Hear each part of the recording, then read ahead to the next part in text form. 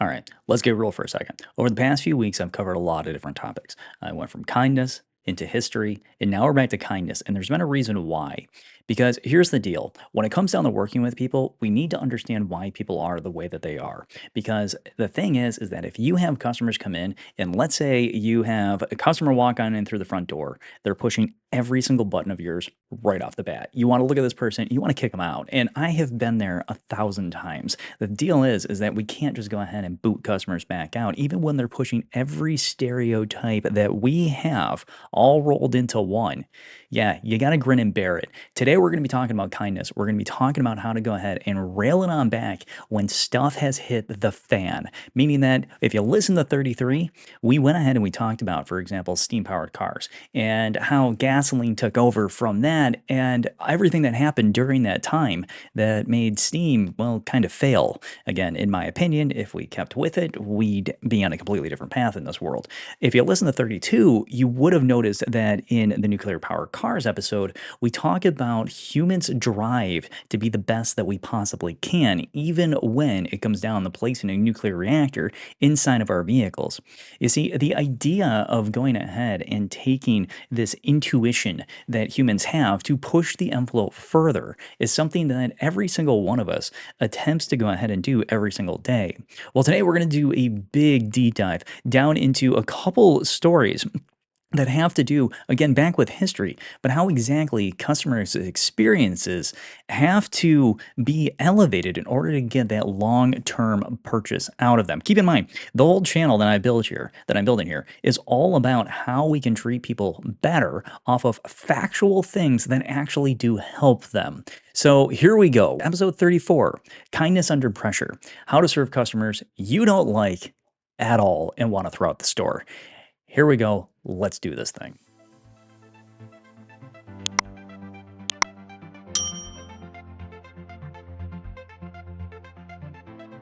All right, so before we dive in all the way in to 34 here, I would just want to give you a little plug on 35. 35, episode 35, is about a story that I learned a very long time ago when I was working with Volkswagen. Now, the thing is that this particular story they don't really talk about very much, and I don't blame them, right? It's all about the beginnings of this brand and how exactly Volkswagen turned it around after World War II. But the deal is, and the reason that I'm going to go ahead and make this video is that the beginning of Volkswagen is one heck of an incredible story, and it has a lot of tie-ins to today. And so we're going to talk about that in episode 35, but we're going to explore the huge lesson of customer trust, of how it can be instantly eroded and built up very quickly. So pay attention to 35, subscribe to the channel so you get that episode, because the beginning of VW is something that, well, they cover it up for a reason and not for nothing.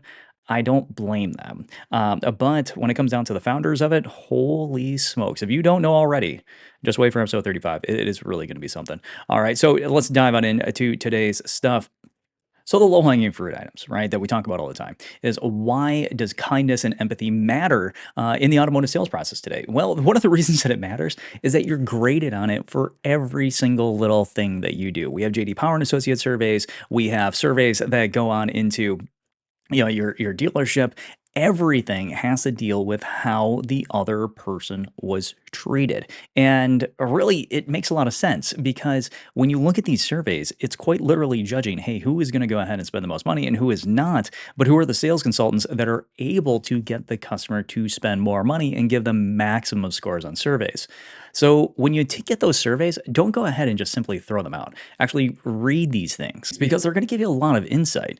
So into the topic, building long-term loyalty and long-term success does have to do with your ability to defuse tense situations and get them to lead in the positive outcomes. Because if we can't get the customer in a positive way, they fall apart and they build the value in the area that we don't want them to build the value, and that would be in negotiation. So the point here is that customers, when they come in, uh, you're going to bump into people every single day. They're going to be challenging. They're going to push your buttons, and they're going to erode you emotionally. It's the simple fact of the matter. Yeah, if I seem like the only online trainer that's telling you this stuff, is because, well, when it came down to it, I this is to the reality, right? People when they come in, when it comes down to sitting down and simply closing the deal down, that's not how people work, right? That's not people don't come in and just sit and go, okay, I'll buy this. You have to prep the situation. You got to groom the situation, and you need to make sure that the situation is going to be all there. Because if that customer again is pushing every button, they're the biggest challenge ever. Your job in the end should be I'm aiming for a good survey, I'm aiming for high commission. And this only comes out of somebody that has the ability to also respect you. So, as far as that goes, let's do this thing. We're going to wind the clock on back to the time of when the Model T was introduced. I know, more history. Here's the thing I love history. And because history will always tell us what comes next in the future. You just need to see the pattern of behavior of the past. Well, when it comes to Ford, Ford's customer service when they first started out was like nothing. Right, that just wasn't a thing because the thing was is that Ford was competing essentially with the horse and buggy. They were competing a little bit with the steam engine, a little bit with electric, but really there were all these other makes and designs out there that people were hunting on down, attempting to go ahead and find something that would just be awesome. But Ford realized something very early on is that they weren't just selling cars, right? They realized that the long-lasting relationships that set up with customers would keep him thriving. And so this was the big deal. Now, there were a lot of things that he did that he put in place that fortified Ford for the future when it came down to going ahead and getting those sales later on. And so, I mean, seriously, if you had a customer walk in through the front door, imagine this, right? Hey, here's a car. It looks like a box on wheels, but trust me, it's going to change your life. That's a kind of a hard pill to swallow. Now, I know, like, at the time, you had horse and buggy, you had some of these other vehicles, but the Ford Model T, when it was first released, it really did have an interesting design. It had this short front. It used an internal combustion engine. It didn't have a need for like a long boiler system or like this chunky battery setup. It was fairly compact, and so Ford brought this to the table, and people instantly got curious. Well, Ford realized that it wasn't about the car, right? Of course, the product is there. The product brings in curiosity. It's like looking at, let's say, like a Rivian or looking at like a Hummer EV right now, or looking at, I don't know, Cybertruck, right? If people get curious and they start to analyze. Well, this happened with Ford, and Ford realized that hey, people are leaving the dealerships. Why aren't they buying these things? And many people would say, well, when it comes down to it, so I got to stop, I got to find a station, I got to fill up, so I can't just like pull over on the other side of the road and let my horses just eat for a minute while I go ahead and have my lunch. And it's like, oh my gosh, the path that we took, right? But the thing is that Ford realized that treating customers with kindness, right, showing the value in the product and educating them had a lot of benefits to go along with it, right? This approach helped build things like customer loyalty, and it contributed to the brand's long-term success. Effectively, Ford was one of the first individuals that really did recognize that when it came down to customer experience, it was a hugely important thing. This had to be something that would go ahead and propel them to the future in ways that, well, we can kind of see today. They're still around. Ford also recognized that building a long-term owner loyalty base had to be participated just not by customers, right? He realized that employees needed to be happy and also be able to afford the cars that they were selling. So this is pretty cool, and I think this is really good on Ford's part. This led to a groundbreaking decision. In 1914, Ford decided to pay his factory workers double the average wage at the time for factory labor. Get this. It was $5 a day. And we go ahead and we look at this and we go, wait, so they only got paid maybe like 250, $300 a month? Yeah, inflation does some things. But anyways, $5 a day, right? The wage increase wasn't about, improving morale. And granted, I mean, if you're told, hey, you know what, we're going to double your pay, of course you're going to, be super, super happy. But this created, a larger pool of customers for him. Actually, it took his instant fans, the people that were working on the vehicles right then and there, and it made them go ahead and say, yeah, I'm building this thing. I want it. I remember watching a Dodge Viper documentary. and they were talking about the building of the Viper, and this was one of the important things that came up is that you had to have loyal fans. And so one of the ways that that happened is that Dodge went ahead and found a way to incentivize Viper for their employees, and all of a sudden you had people that couldn't be happier with these vehicles. They just would tell anybody about it. And Ford was aiming for exactly that here in 1914 by increasing that pool of loyal followers. Now he was able to go ahead and get those loyal followers to talk more positively about the company and keep people back on in. But it didn't just stop there, right? At the factory, right? So the people making the cars, they were now, fully invested. Ford's paying me twice as much as the average factory. I'm going over there. I'm getting my vehicle. I'm going to drive it, and I'm going to show everybody, in town what I got going on. But when it came down to the dealers, though, the dealers were also trained in a different way. They were trained to educate customers on how the new Model T actually worked. This wasn't just making a sale, so to speak. It was about making sure that the customer felt empowered in how to use the vehicle. Because when people don't know how to use things, they become instantly confused. They complain about them. And this educational approach is just an early example of how customer service is a key part in the sales process. Because again, if people don't understand things, they tank you on the survey, they tank the vehicle on the survey, they tank the manufacturer, they tank the dealership, all because they just need to know how their vehicle works a little better. Now, that's just one example of Ford jumping in the ring going, hey, we have to change things at the factory level. We have to change things at the dealership level to make sure that everybody is going to be on board with this new, well, at that time, like space shuttle type technology that was coming on board, right? Because we needed people to understand that. Now, let's shift gears a little bit. We're going to go over to Mercedes-Benz. So the roots of Mercedes-Benz back in the Gottlieb Daimler and also Carl Benz era, who created the first modern automobiles in the in the late 1800s. Their customers, or right, Mercedes, were targeted as mostly wealthy elites. Right, these people could afford luxury vehicles, and the primary focus of Carl and Gottlieb at the time was ensuring that the cars were functional and reliable. But in the early years, there was a recognition that customer satisfaction it only mattered to a point. Well, the thing is that both Gottlieb and Carl realized that when it comes to customer satisfaction, it is the biggest thing that we got, right? While customer service really wasn't defined that well yet, they realized that providing the highest quality product to go along with, a mediocre customer experience could actually win them the day. Later on, things started to change a little bit because, after World War I, Mercedes had faced one heck of a difficult time, right? The economic downturn, made it a lot harder for luxury car manufacturers to sustain their business. And at this point, Mercedes-Benz understood that it wasn't enough to simply create a great product. They needed to provide a premium customer experience to go along with this product. If that wasn't there, Mercedes was doomed. They were not coming back. So Mercedes began to embrace this idea that personalized and exceptional service would not only differentiate them from their competitors, but also help them build long-term loyalty with their customers. Huh.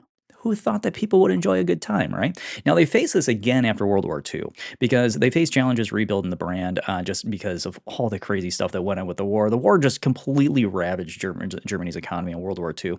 And Mercedes-Benz was really in a precarious position. By this time, Mercedes had to recognize, they had no choice but to recognize that trust and personalized service would be something that would help them regain their reputation. World War II just did terrible things to the German automotive market.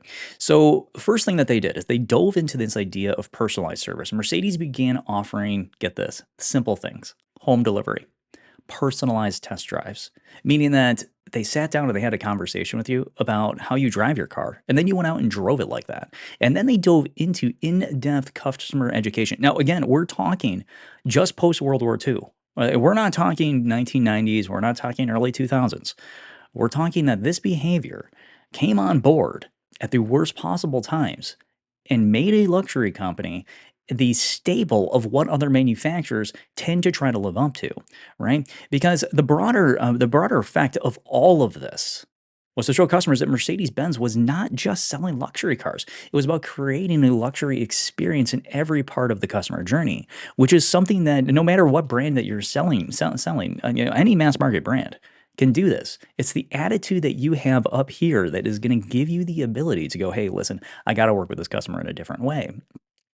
But in all seriousness, imagine this. Imagine delivering a car personally to a customer's home where the car costs more than the house that they live in. This is the kind of service that Mercedes wanted to allow their customers to feel, right? The ability to go ahead and have zero regrets about the vehicle that you're driving now, because in comparison, the vehicle that you're getting out of that you just traded in, a complete dumpster fire compared to what you currently have, right? The idea of having pride in that vehicle was really built out of not the vehicle itself, but the experience and what was represented behind it. Because this commitment to customer care established Mercedes-Benz itself as the go-to high-end brand for automotive reliability. It had nothing to do with the actual build quality of the car. You see, build quality of the vehicle, it does come up on some surveys, but when you take a look at build quality and then you cross it with customer care, all of a sudden you find out that customer care wipes out all of those issues because people are willing to tolerate more and the experience improves and people still come back after they've even had a tough time. One of the amazing things that Mercedes-Benz did is by catering to the customer to a much higher extreme, all of a sudden their customers started to bond to them. Now, we can all go ahead and have some form of agreement that when it comes to vehicles that are, well, a little complicated, people don't bond to them quickly.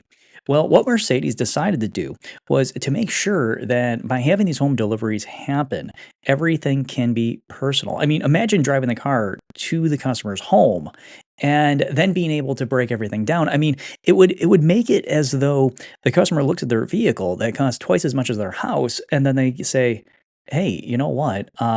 Yeah, I love this thing."